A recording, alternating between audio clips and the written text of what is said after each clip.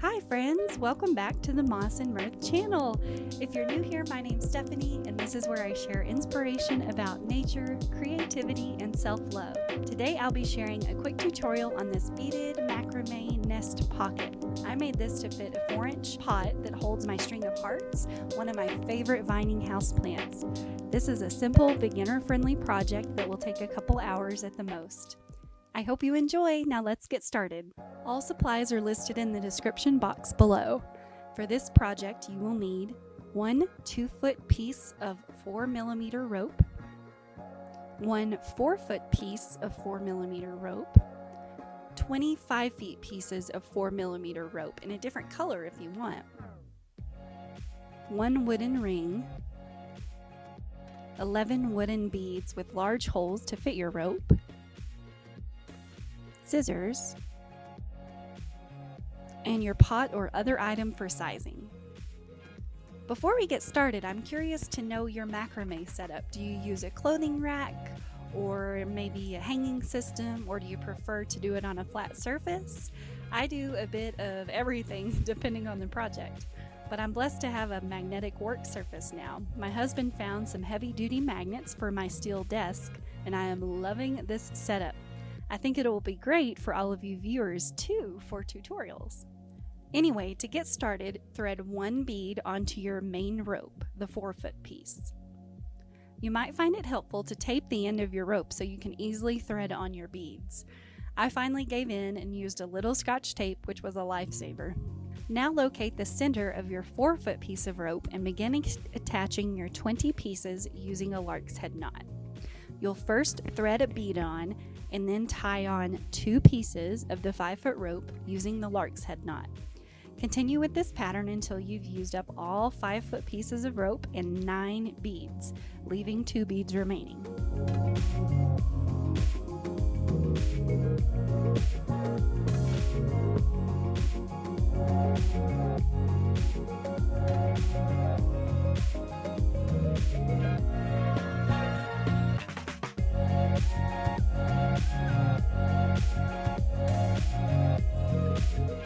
Now make sure that your beads and ropes are centered as best you can. You can easily slide things around and then tighten everything back if you need to.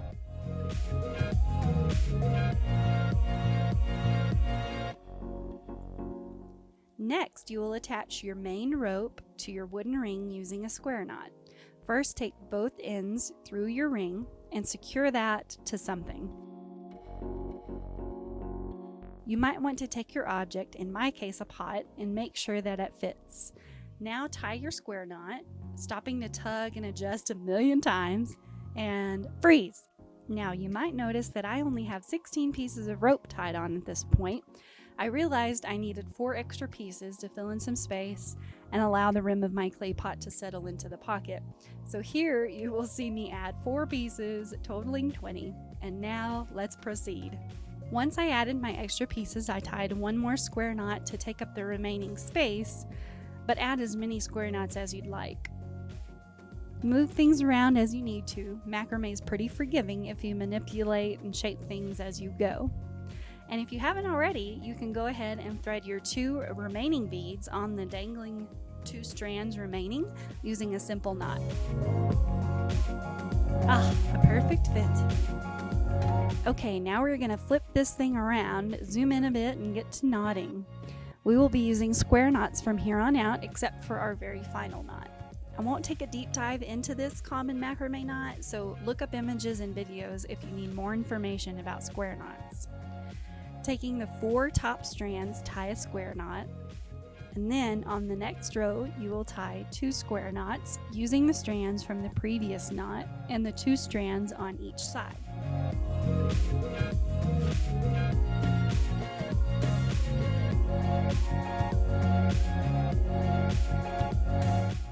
Now for the 3rd row, take your 4 center strands and tie a square knot, then a square knot on either side of it. Then on your center strands, add a half knot, which is just half of a square knot, giving you 3 diagonals across the knot rather than 2.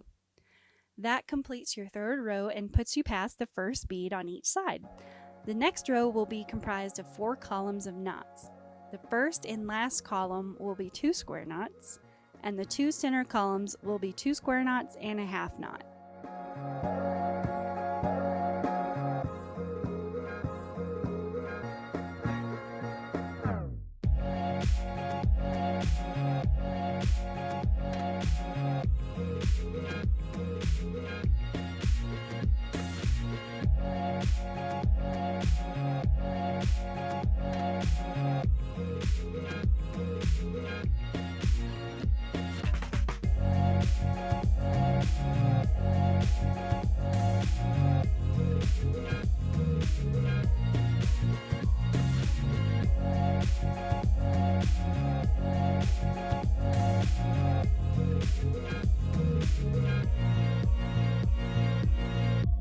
The fifth row is easy, being a row of 5 square knots just below the second bead on each side.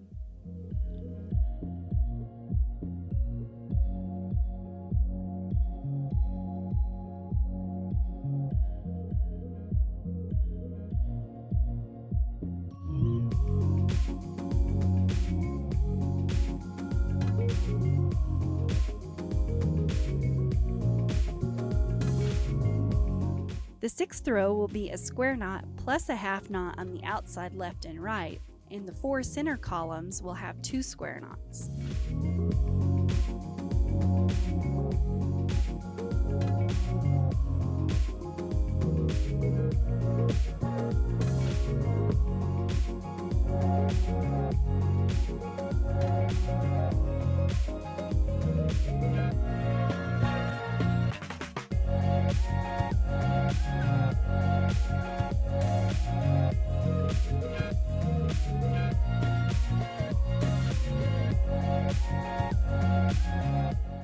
Row 7 is another easy one of single square knots.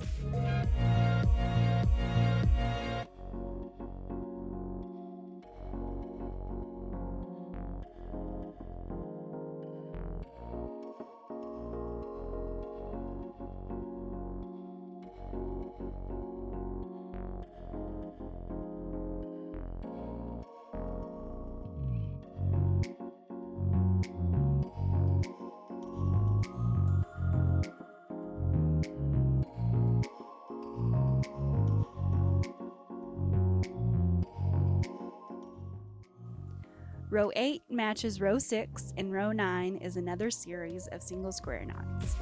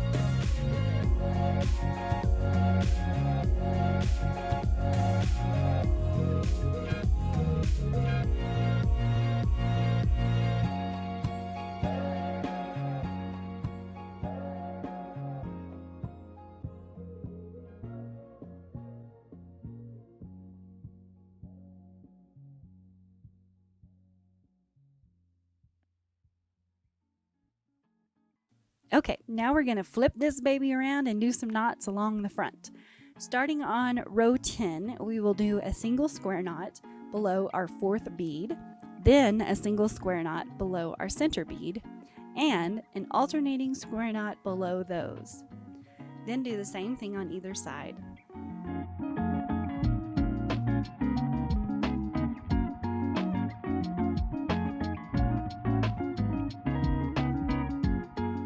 Check the sizing one more time. Things are looking good. Now we're going to add a square knot to the right and left sides about an inch below our line of knots. We will continue that row along the back in a moment. Finishing off the front, we will do another square knot in the center, followed by one on each side.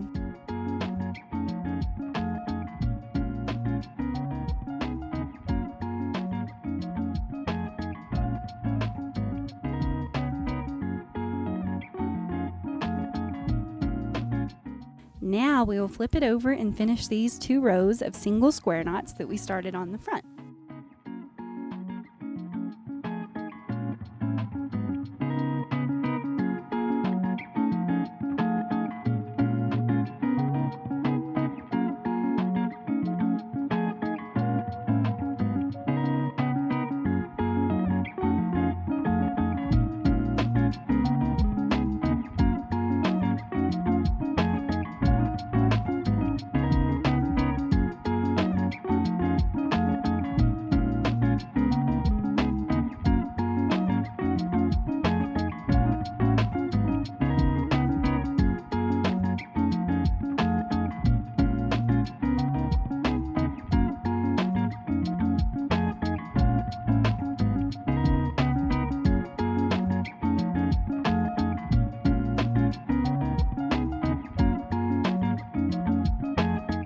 Now let me fix the lighting real quick. I'm working with natural light, so bear with me.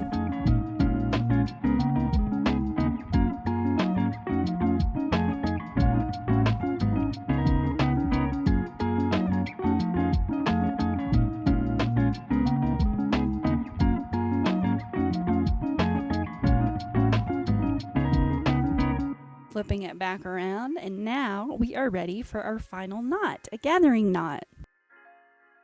Grab the 2-foot piece of rope and hold it against the tail of your macrame pocket, creating a U-shaped loop. Hold that tight with your thumb and begin to wrap the rope around and around, keeping it tight until you reach the end.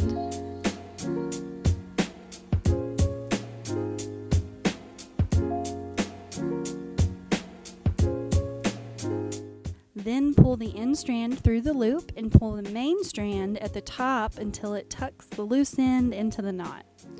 Be careful not to pull too tight or the whole thing may come undone.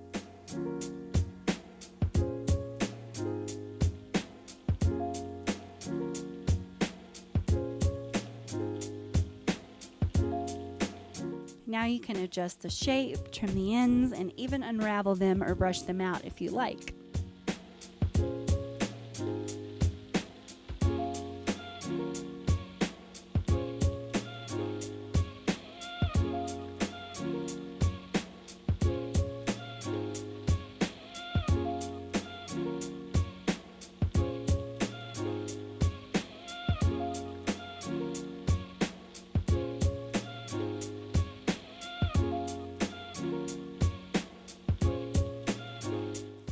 Okay, my friends, we are all wrapped up. I hope you enjoyed this tutorial, and as always, if you recreate this beauty, please tag Moss Mirth on Facebook, Instagram, or wherever you might be. I loved this creation so much that I've made 2 more already and plan to put some in the Etsy shop, so be on the lookout. Thank you so much for watching. I hope you will like and subscribe, and I will see you next time.